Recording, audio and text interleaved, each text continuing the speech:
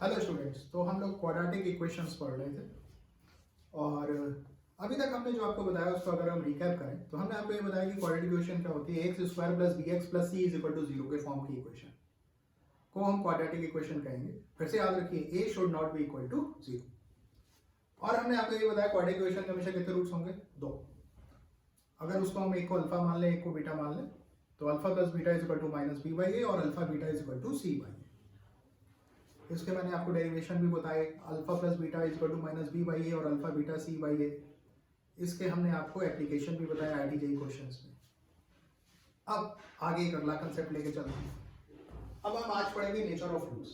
तो nature of roots पढ़ने के लिए दो हमारी प्री रिक्विजिट्स हैं, दो कंसेप्ट हमें मालूम होने चाहिए। एक कॉम्प्लेक्स नंबर को आज हम इंट्रोड्यूस कर रहे हैं, थोड़ा सा, ज्यादा नहीं, बाकी हम डिटेल पढ़ेंगे जब हम कॉम्प्लेक्स नंबर चैप्टर पढ़ेंगे। और एक हम पॉलिनोमियल के कंसेप्ट को इंट्रोड्यूस कर रहे हैं। ओके, तो कॉम्प्लेक्स नंबर पे पहले बात कर लेते हैं। तो नंबर्स की दुनिया में सबसे बड़ा जो सुपर सेट है, जो सारे नंबर्स को कंटेन करता है, रियल नंबर्स को भी, सबसे बड़ा जो सुपर सेट है वो हमारा क्या है? Complex number. तो कॉम्प्लेक्स नंबर को हम डिफाइन ये करते हैं कि a प्लस आई बी के जो फॉर्म के नंबर होते हैं उसको हम कॉम्प्लेक्स नंबर कहते हैं, जहां a और b क्या है? Belongs to set of real numbers. Set of real numbers को आर भी लिख सकते हैं और ऐसे भी लिख सकते हैं, जैसे लिखें। तो आई जो है, यहां पर i is equal to under root minus one होता है।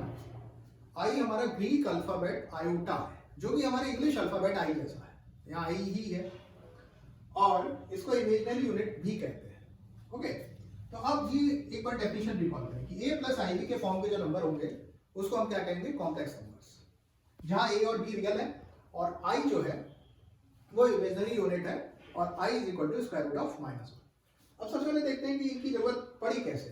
अब भाई आप अगर इस तरह की इक्वेशन सॉल्व कर रहे थे, जब x square plus nine is equal to zero, तो एक्स स्क्वायर की वैल्यू क्या हो जाएगी? Minus nine. X is equal to, हमने आपको बताया स्क्वायर उधर जाएगा तो square root with plus minus sign. Okay, अब यहाँ पे सिचुएशन फंस गई।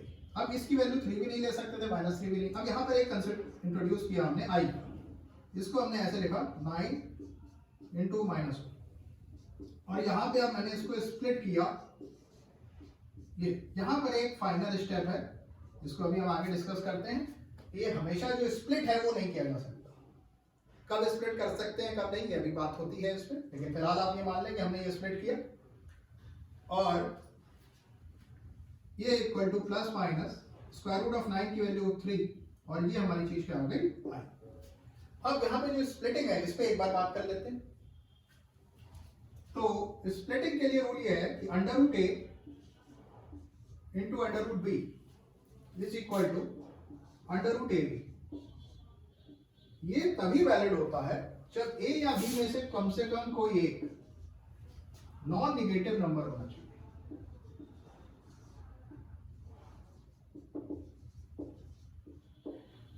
ए या बी में से कम कोई एक जो है वो कैसा होना चाहिए? Non negative. और अगर दोनों निगेटिव हैं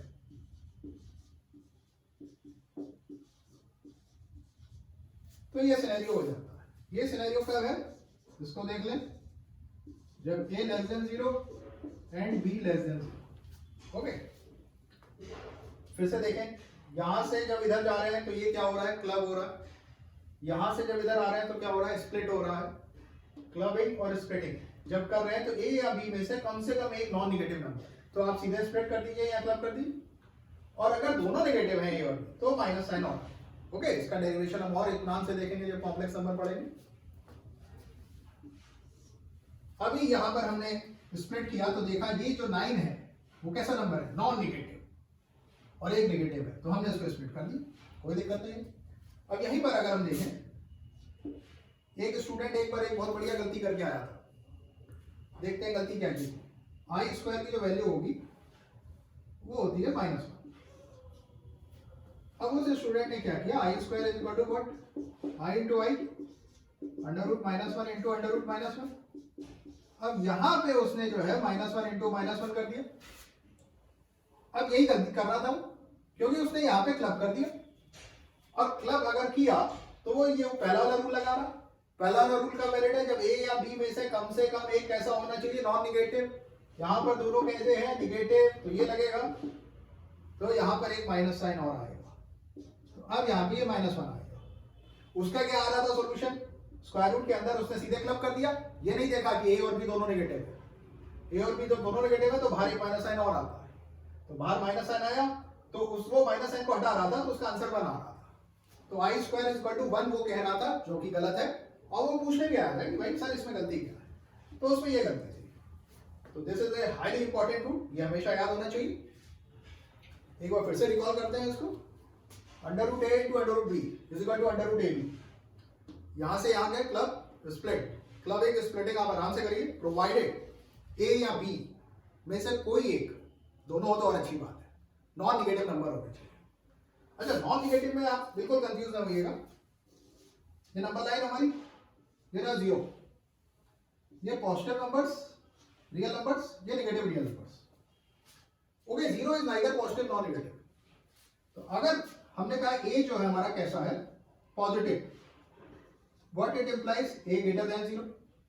हमने कहा ए हमारा नॉन निगेटिव है, नॉन निगेटिव का मतलब है निगेटिव नहीं है, मतलब 0 भी हो सकता है, तो now what it implies, a greater equal to 0। Okay, तो अगर ए पॉजिटिव है तब तो ये पॉजिटिव रियल नंबर्स आ गए, ए अगर नॉन निगेटिव है तो पॉजिटिव एज वेल एज 0 को कंटेन करेगा। ओके, तो ये स्प्लिटिंग और क्लबिंग हमने आपको समझा दी, ये भी क्लियर हो गया। और ये भी याद रखिएगा आई स्क्वायर की वैल्यू क्या होगी, -1। अब इसमें फिर से आते हैं a प्लस आई बी पे, तो a प्लस आई बी को डस्ट कर देना,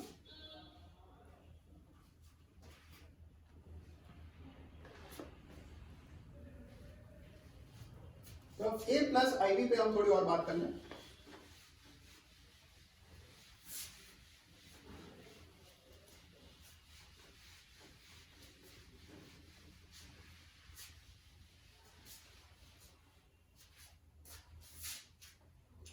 अब a प्लस आई बी को हमने क्लासिफाई किया, किस तरह से क्लासिफाई किया उसको देखते हैं। a plus i b complex number को जनरली z से रिप्रेजेंट करते हैं, z1 z2 z3 ये भी नोटेशन चलते हैं, जिसमें एक होता है आर ई जेड क्या होता है, रियल पार्ट ऑफ z, ये क्या होता है a, कोई घबराने की जरूरत नहीं है, रियल पार्ट जो है वो हमारा क्या है a। ये होता है आई एम जेड क्या होता है, imaginary part of Z, imaginary part of Z क्या होता है p। ओके, ये नोटेशन है, आने चाहिए, याद रहना चाहिए हमेशा, कॉम्प्लेक्स नंबर में और डिटेल से पढ़ेंगे। अभी हम इसको बताते हैं। तो कॉम्प्लेक्स नंबर को हमने क्या किया, a प्लस आई बी के जो नंबर है, यानी z is equal to a plus i b, अब हमने इसको क्लासिफाई किया। पहली कैटेगरी वो है जिसमें b0 है, b0 मतलब इमेजिनरी पार्ट 0, नंबर सिर्फ रह गया क्या a क्या है रियल नंबर, ये हमारे रियल नंबर्स होते हैं। एक सिनेरियो दूसरा आया जब हमने कहा a0 मतलब उसका रियल पार्ट 0, तब वो सिर्फ क्या बचेगा ib। तो अब ये जो नंबर बचे हमारे कैसे बचे, 3i 4i 7i, इसको हम लोग कहते हैं प्योरली इमेजिनरी नंबर्स। ओके, और एक तीसरी कैटेगरी बनी जिसमें a भी नॉन जीरो है और b भी नॉन जीरो है, जैसे 3 प्लस 4i 5 प्लस 7i। अब आप पूछोगे सर जीरो कहां गया, अरे जीरो को हम क्या लिख सकते हैं, 0 प्लस 0i। जीरो एक ऐसा नंबर है जो कि प्योरली रियल भी है और as well as purely imaginary भी है, इसको हम लोग कॉम्प्लेक्स नंबर में आराम से देखेंगे। फिलहाल ये एक सिचुएशन बनी real numbers, purely imaginary numbers, neither pure real nor pure imaginary numbers, और रियल नंबर आप देख रहे हैं कि is a part of what, complex numbers.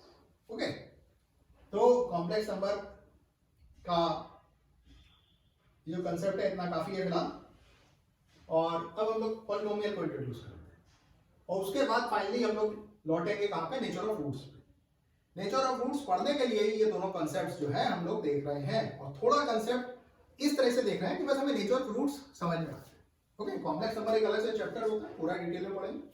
Polynomial आपने रियल पॉलिनोमियल्स पढ़े भी होंगे 9th 10th में, पॉलिनोमियल्स की बात कर लेते हैं।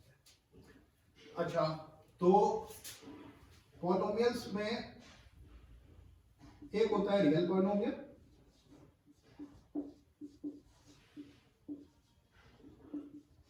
और एक होता है कॉम्प्लेक्स पॉलिनोमियल।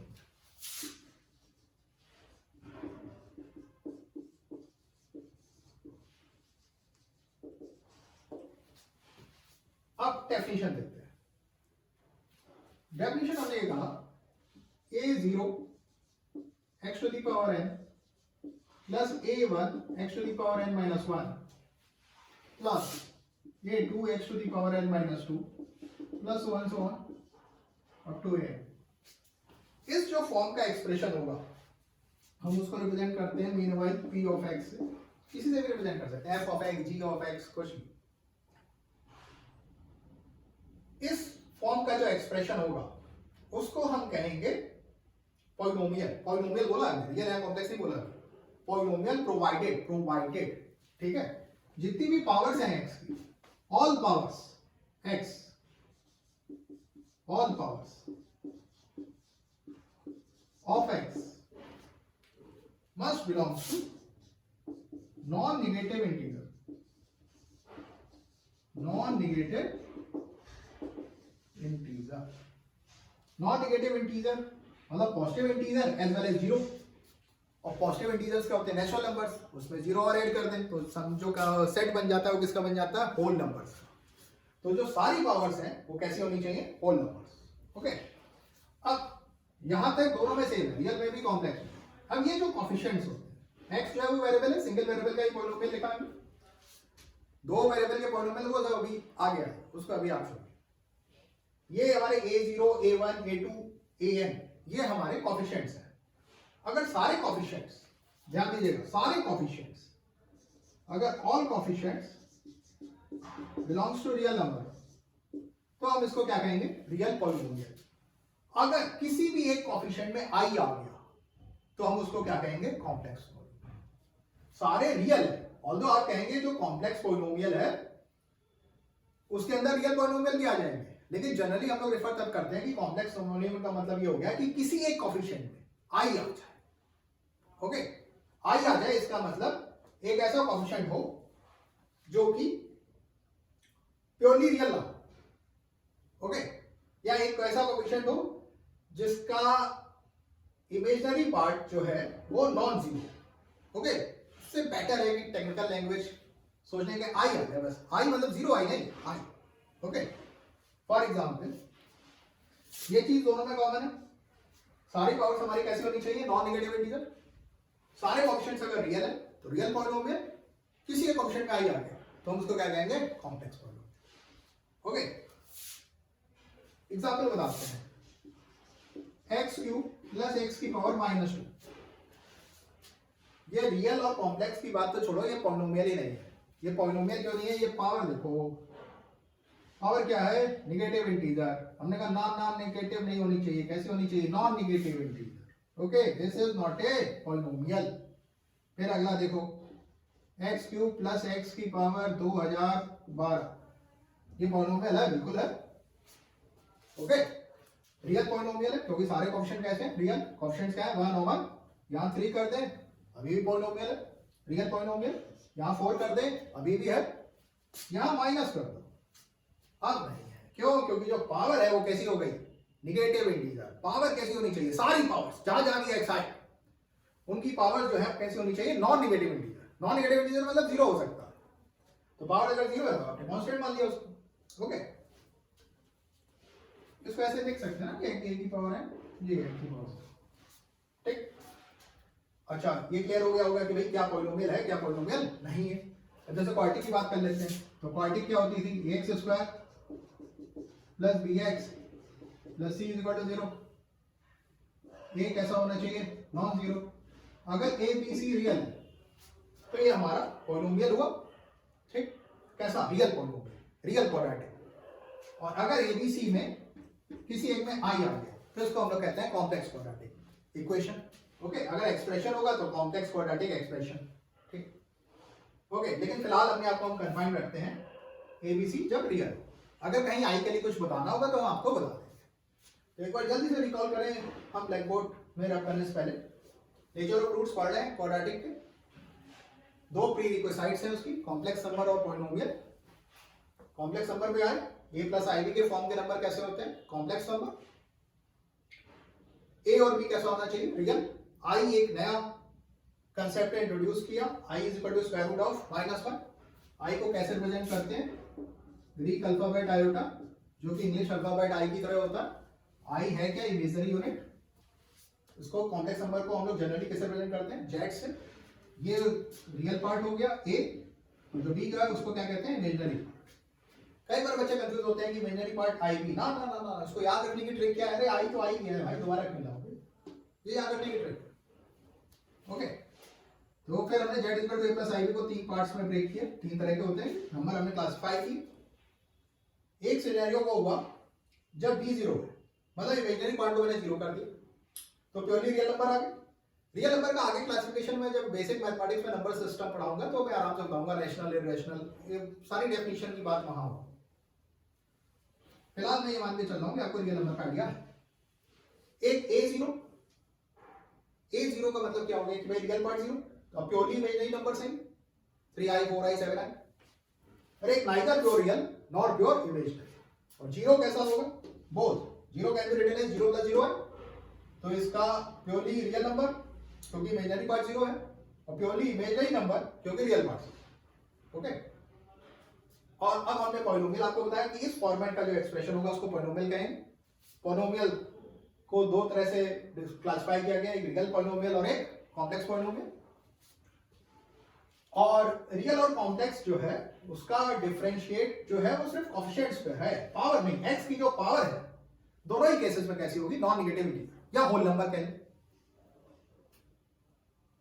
अगर सारे कोएफिशिएंट रियल है तो रियल पॉलिनोमियल, और किसी भी एक कोएफिशिएंट में अगर आई आ गया, मतलब कोई भी एक कोएफिशिएंट ऐसा हो गया जिसका इमेजनरी पार्ट नॉन जीरो हो गया, मतलब आई इंट्रोड्यूस हो गया, तो कॉम्प्लेक्स पॉलिनोमियल उसको कहेंगे। तो ये दो फ्री साइड्स थी नेचर ऑफ रूट्स पढ़ने के लिए। अब हम अपने आप को लौटते हैं कहां पे, नेचर ऑफ रूट्स।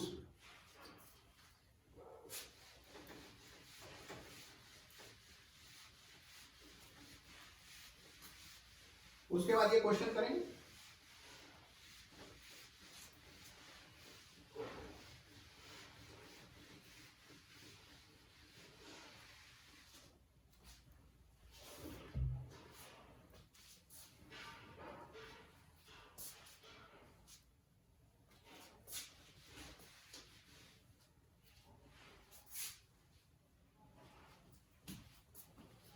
अब नेचर ऑफ रूट्स की बात करते हैं। अब हमने लिया कि ये क्वाड्रेटिक ax² + bx + c = 0। ये ऑफ कोर्स कैसा होना चाहिए, नॉन जीरो। ठीक, अब हम लोग इसको दो पार्ट्स में तोड़ देते हैं। पहला पार्ट वो लेते हैं जब हमारा a तो क्या है, नॉन जीरो है, और a b c, ये नॉन जीरो तो होना ही है, पर्टिकुलरली है, बिलोंग्स टू रियल, मतलब तीनों कोएफिशिएंट्स जो है वो रियल है, किसी में भी आई नहीं आ रहा। एक सिनेरियो को ले रहे हैं कि a कैसा है, नॉट इक्वल टू 0, और a b c में से किसी एक में आई आ रहा है, यानी a b c belongs to set of complex number.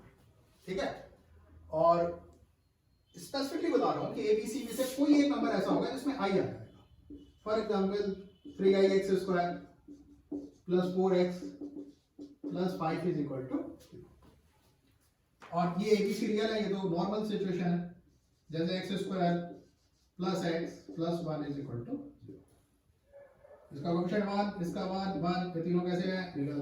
Okay, अब इसमें देखते हैं, यहां पे हमने आपको बताया। अच्छा ये देख लीजिए, जो श्रीधराचार्य फॉर्मूला है, क्वाड्रेटिक फॉर्मूला, वो दोनों ही केस में वैलिड होता है, चाहे कोएफिशिएंट में आई आए चाहे ना आए।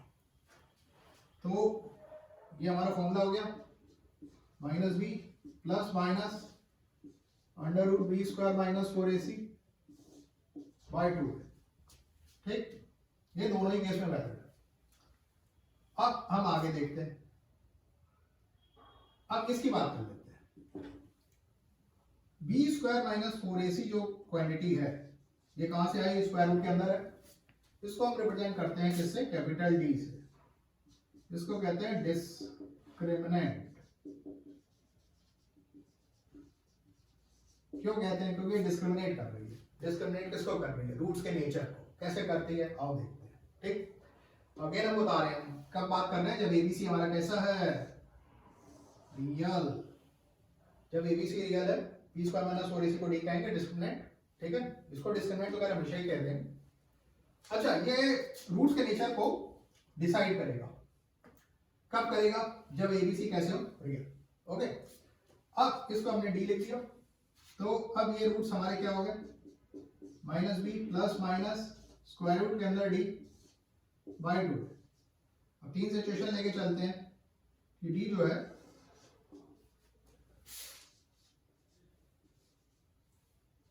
या तो निगेटिव होगा या 0 होगा या पॉजिटिव होगा, और तो कोई केस बनेगा ही।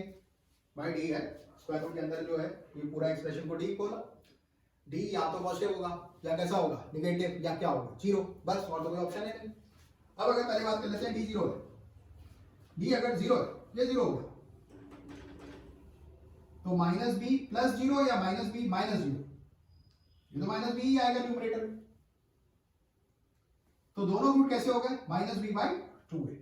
तो यानी हमने कहा कि यहाँ पे रियल रूट्स हैं, क्योंकि ए बी रियल है, ए बी सी तीनों रियल है, उसी के अंदर बात कर रहे हैं कि real roots, real and equal roots.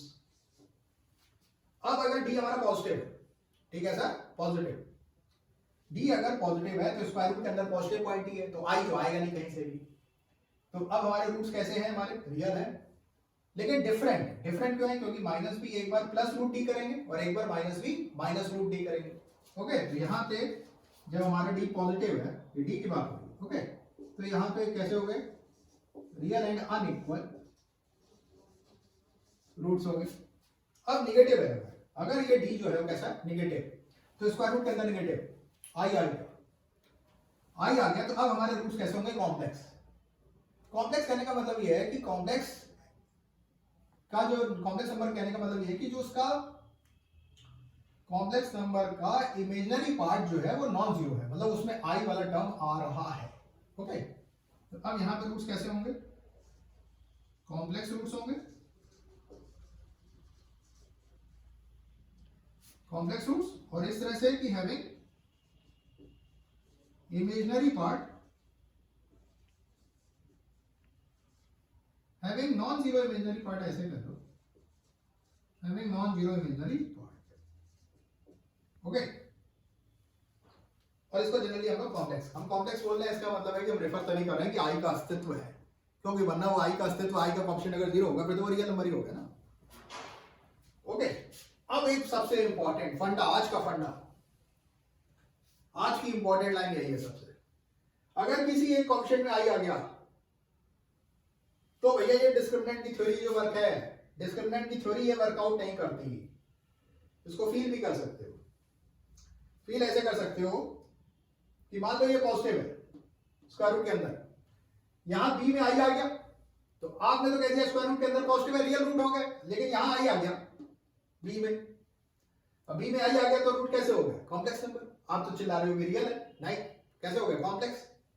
हाँ, अब आप कहेंगे कि उस सिचुएशन में पहली बात है कि भैया ये जो क्लासिफिकेशन है ये तभी वैलिड है जब एबीसी कैसे होना चाहिए? Real real real real real real. किसी भी एक कोएफिशिएंट में ए बी सी, ये कोएफिशिएंट है ना, कोएफिशिएंट ऑफ एक्स पर ए, कोएफिशिएंट ऑफ एक्स बी, ये कांस्टेंट टर्म, किसी भी एक कोएफिशिएंट में क्या आ गया? आई, तो डी जो है वो अकेले डिटरमाइन नहीं करेगा, फिर आप इस थ्योरी पे नहीं जाएंगे। अब ये प्रश्न खड़ा होता है कि भैया करेंगे कैसे? अरे तो बहुत सिंपल सी बात है, ये जो फॉर्मूला है ना, श्रीधराचार्य फॉर्मूला, इसका डेरिवेशन उठा के देख लो। हमने कहीं भी यूज नहीं किया कि एबीसी रियल होना चाहिए, मतलब एबीसी कॉम्प्लेक्स भी हो सकता है, ये फॉर्मूला वैलिड है। उस सिनेरियो में आप ये फॉर्मूला लगाएंगे और फिर जो फाइनल आंसर आएगा उसको देख के बताएंगे कि भैया रूट हमारे कैसे है। ओके, तो उस सिनेरियो में आप समझ गए होंगे कि नेचर ऑफ रूट्स ये बोर्ड लेवल का पार्ट है, ये थोड़ा बढ़िया पार्ट है। ओके, तो ये आप याद रखिएगा इसको यहां पे। अब हम एक क्वेश्चन करते हैं। क्वेश्चन क्या है हमारा? आइडिया हुआ है ऑफ कोर्स कि इस इक्वेशन के लिए for the equation this px square plus px plus 3 is equal to 0, p positive है, p positive, p positive, one of the root is the square of other, then p is equal to, okay, इसको करते हैं। अब देखिए हमने root, एक root दूसरे का स्क्वायर है, एक रूट को क्या मान लिया अल्फा, दूसरा क्या हो जाएगा अल्फा स्क्वायर, क्यों खुद ही कह रहा है one of the root is the square of other. अच्छा रूट कितने होंगे, अरे दो ही होंगे यार, क्वाड्रेटिक है, एक अल्फा स्क्वायर। पी पॉजिटिव है याद रखिएगा, पी की वैल्यू पूछ रहा, हमने कहा ठीक है भैया सम ऑफ रूट क्या हो जाएगा minus b by a, b की वैल्यू क्या है पी, ए क्या है 3, और product of root c by a, this is c, this is a, this is 1, okay. तो अब ये इक्वेशन नंबर आप मान लो, ये अल्फा स्क्वायर मल्टीप्लाई करेंगे you will get alpha cube is equal to 1, इसको इक्वेशन नंबर 2 मान लो, ओके। ये आपको हमने बता दिया।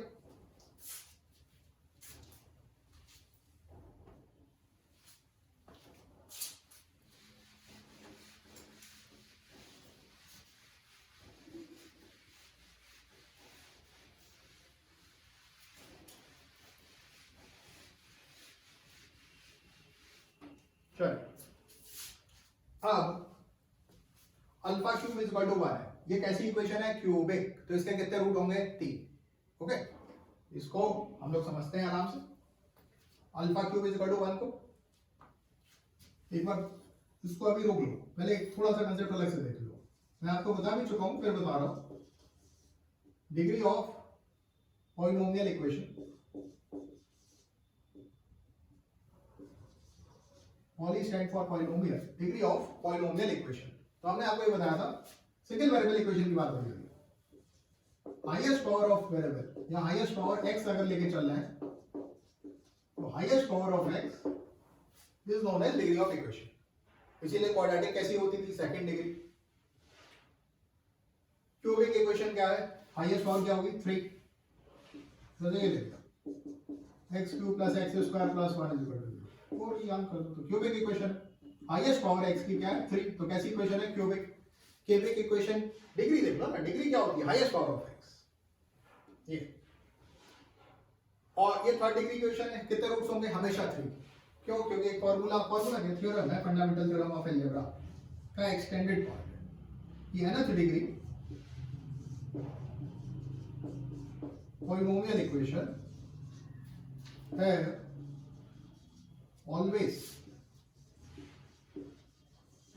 always exactly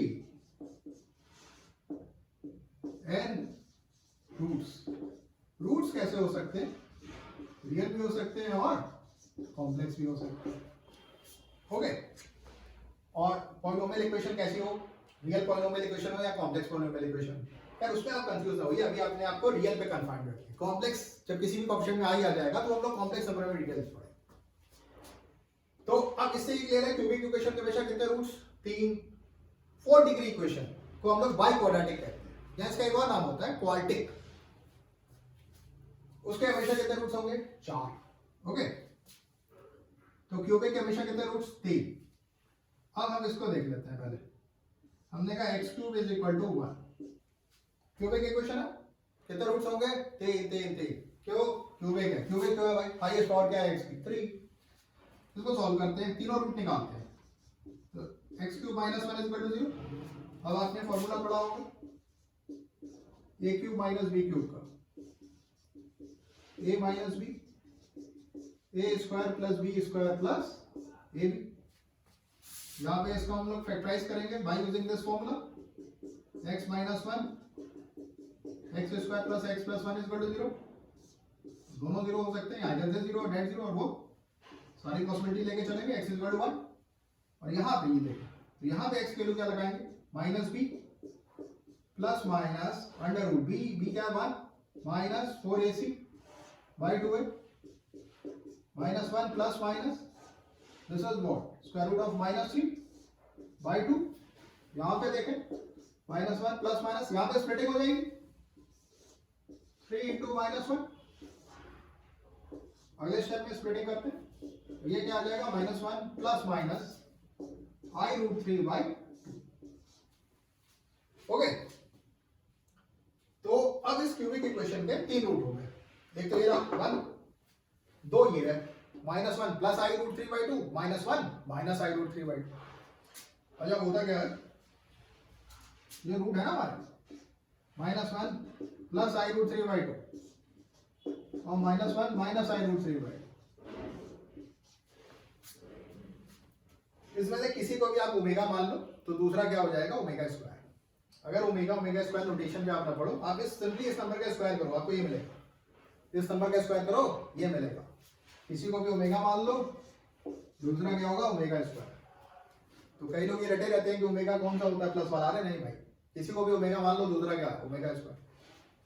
अब देखो है क्या, तो क्यूबिक इक्वेशन है, ये स्टैंडर्ड नोटेशन है ओमेगा, सारी बुक्स में universal value 1 omega omega square, ये इसका रूट्स होगा।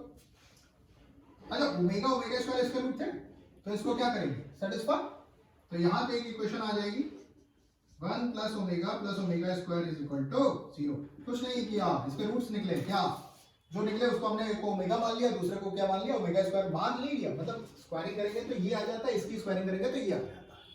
ओके, तो इनमें से किसी एक को ओमेगा ले लो, दूसरा क्या हो जाएगा ओमेगा स्क्वायर। ओमेगा इसको क्या करेगा सेटिस्फाई, इसी का रूट है। तो यहाँ पे एक इक्वेशन आ गई 1 प्लस ओमेगा स्क्वायर 0। ओमेगा इसका भी तो रूट है क्योंकि इसी के तो ये दो वेक्टर थे। तो यहाँ से क्या आ गया omega cube is equal to 1। ये दो इक्वेशन हाईली इंपॉर्टेंट है, हाईली इंपॉर्टेंट है, हमेशा यूज हो। ओमेगा को हम लोग बोलते क्या है, ओमेगा को हम लोग बोलते हैं क्यूब रूट ऑफ यूनिटी, और मोर करेक्टली बोले तो complex cube root of unity. ये रियल रूट हो गया। ओके, आइए अब आगे देखते हैं। तो ये क्लियर हो गया। अब आगे चलते हैं। तो यहाँ पे अल्फा क्यूब 1 है, सेम वही है। तो अल्फा क्या होगा, अल्फा की वैल्यू हमारे जो हमने निकाली x cube is equal to 1। x की 3 वैल्यूज आ गई थी 1 ओमेगा ओमेगा स्क्वायर। तो यहाँ पे भी जो अल्फा है वो हमारे 1 के क्यूब रूट है। कितने होंगे 3, 1 ओमेगा और ओमेगा स्क्वायर। डन। तो यहाँ पे अल्फा की वैल्यू क्या आ जाएगी 1 ओमेगा ओमेगा स्क्वायर। क्लियर। अब आगे देखते हैं। अब देखो भैया अल्फा या तो 1 होगा या ओमेगा या ओमेगा स्क्वायर हो सकता है। अल्फा की वैल्यू अगर हम 1 पुट करें, तो अल्फा की वैल्यू अगर हमने 1 पुट की इक्वेशन 1 में, तो यहाँ पे क्या आएगा, अभी हम कंसीडर कर रहे हैं कि अल्फा 1 या अल्फा ओमेगा। ओमेगा कंसीडर करो या ओमेगा स्क्वायर एक ही बात, ठीक है ना। अल्फा इज इक्वल टू 1 अगर हमने इसमें पुट करें, हमें पी की वैल्यू निकालनी है ना। तो पी की वैल्यू निकालने के लिए थीम क्या होगा, बैकग्राउंड में कंसेप्ट क्या करेंगे कि अल्फा की वैल्यू निकाल लेते हैं, इसमें पुट कर देंगे तो पी की वैल्यू आ जाएगी। तो अल्फा की वैल्यू 1 पुट करोगे तो ये 1 प्लस 1 क्या आ जाएगा 2 is equal to minus p by 3। P की वैल्यू क्या आई -6। ये एक्सेप्टेबल नहीं है। क्यों नहीं एक्सेप्टेबल है, क्वेश्चन में गिवन है पी पॉजिटिव, ठीक है। तो भैया this is not possible. Alpha को हम क्या लेके चलेंगे ओमेगा। डन। तो अल्फा को जब हम ओमेगा लेके चलेंगे, ओमेगा आप इसमें पुट करो, ओमेगा प्लस ओमेगा स्क्वायर। हमने अभी देखा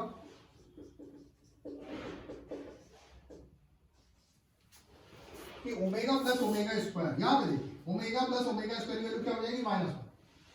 ये दोनों प्रॉपर्टीज बहुत ज्यादा यूज होती है और ये हमारे क्यूब रूट ऑफ यूनिटी है। 3 होंगे 1 ओमेगा ओमेगा स्क्वायर, और इसकी दो प्रॉपर्टी है omega cube is equal to 1 और 1 plus omega square equal to 0।